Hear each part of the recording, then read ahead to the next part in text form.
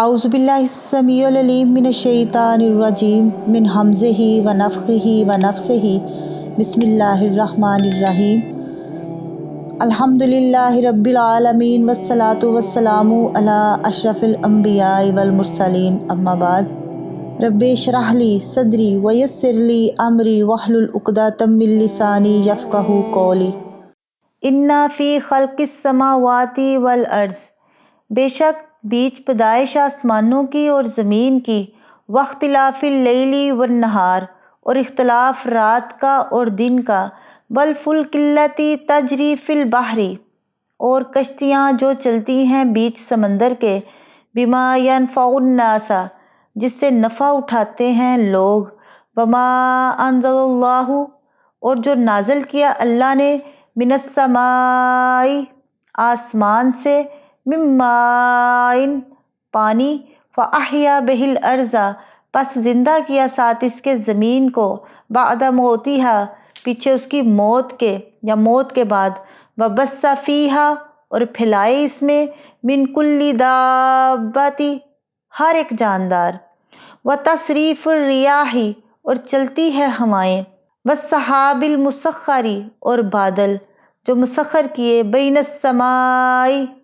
درمیان آسمان کے، والارض، اور زمین کے، لآیۃ لقوم،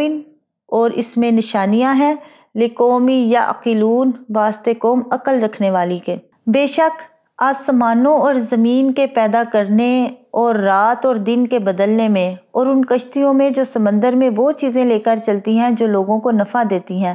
اور اس پانی میں جو اللہ نے آسمان سے اتارا، پھر اس کے ساتھ زمین کو اس کی موت کے بعد زندہ کر دیا، اور اس میں ہر قسم کے جانور پھیلا دیے، اور ہواؤں کے بدلنے میں، اور اس بادل میں جو آسمان اور زمین کے درمیان مسخر کیا ہوا ہے، ان لوگوں کے لیے یقیناً بہت سی نشانیاں ہیں جو سمجھتے ہیں۔ وَمِنَ النَّاسِ، اور لوگوں میں سے، مَن یتخذ، جو پکڑتے ہیں، من دون اللہ، اللہ کے علاوہ یا اللہ کے سوا، اندادن، کچھ شریک، یحبونہم، اور ان سے محبت کرتے ہیں، کحب اللہ، جیسا کہ محبت کرنی چاہیے اللہ سے، والذین آمنوا، اور وہ لوگ جو ایمان لائے، اشد حبا للہ، سخت محبت کرتے ہیں اللہ سے، وَلَوْ يَرَى الَّذِينَ، کاش کہ دیکھیں وہ لوگ، ظَلَمُوا، جنہوں نے ظلم کیا، اذ یرون العذاب، جب دیکھیں گے عذاب، ان القوۃ للہ جمیعا، بے شک قوت اللہ ہی کے لیے ساری ہے،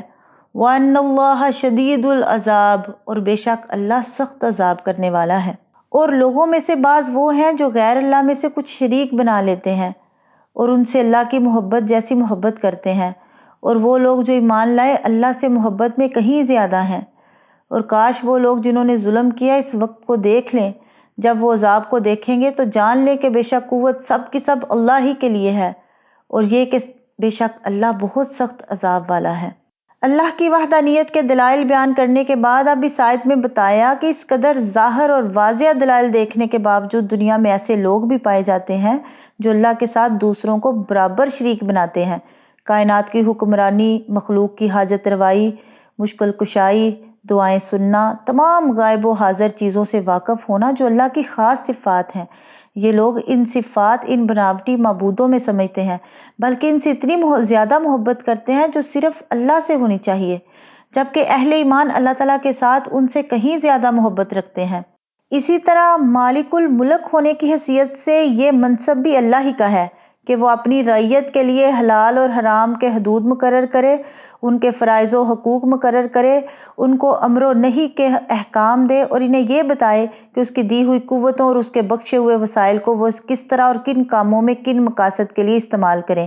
اور یہ صرف اللہ کا حق ہے کہ بندے اس کی حاکمیت تسلیم کریں، اس کے حکم کو ہی منبع قانون مانیں، اسی کو امر و نہی کا مختار سمجھیں، اپنی زندگی کے معاملات میں اس کے فرمان کو فیصلہ کن قرار دیں، اور ہدایت و رہنمائی کے لیے اسی کی طرف رجوع کریں۔ جو شخص اللہ کی ان صفات میں سے کسی صفت کو بھی کسی دوسرے کی طرف منسوب کرتا ہے